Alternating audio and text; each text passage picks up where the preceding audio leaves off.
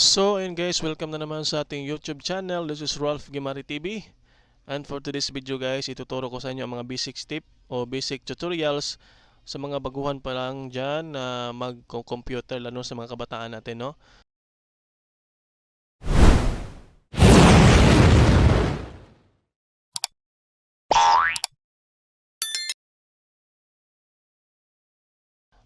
Tuturo ko sa inyo guys mga basic lang, no?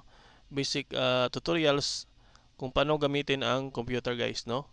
So una tayo guys, dito tayo sa display. So ito yung display ng computer natin guys. Then i-familiarize lang natin, no?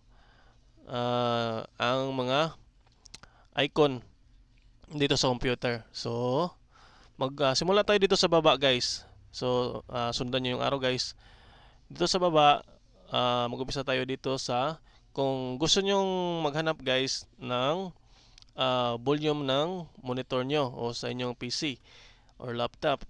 Click nyo lang ito guys. So makikita nyo dito yung mga option all about sa mga volume speaker.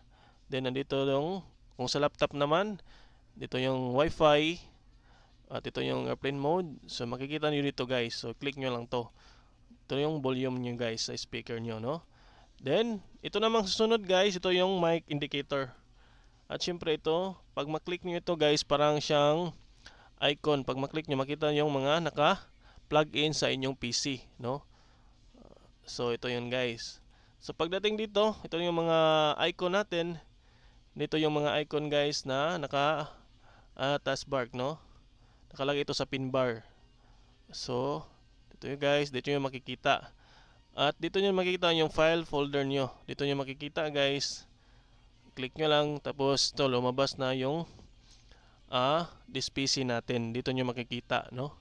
Kung dito na kayo maghanap na inyong mga files, download files, mga document files, dito yung makikita guys. At yung storage na inyong memory.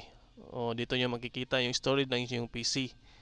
Then dito naman guys, kung gusto yung mag-search, itong search bar, kung may hanapin kayo ng mga files, dito yung hanapin. O kung may hinahanap kayo na files, dito lang kayo mag-search, no, sa search bar. So ayun guys, ito naman yung Windows bar. So nandito yung lahat yun guys. Kung gusto nyong mag encode dito sa Word or dito sa Excel, makikita yon dito guys, no, sa ating window taskbar. Then kung gusto nyo i-log in, i-log out or restart, click nyo lang tong parang bilog dito guys. So nandito yan, no, shutdown, restart, dito yan makikita, no, sa may window bar, no. Click nyo lang to, then ayun, lumabas na ito guys, no. So ito yung display natin guys. Makikita nyo dito yung mga files nyo na naka-install sa inyong PC. Then ganyan lang guys yung basic tutorial natin sa computer, lalo sa baguhan pa dyan, no. Sa baguhan na nagko-computer, ito lang yung basic tips natin.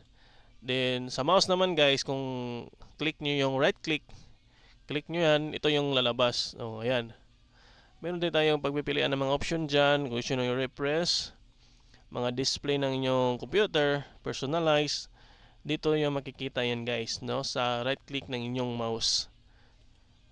So ito lang yung mga basic tutorials natin sa display ng ating computer, no.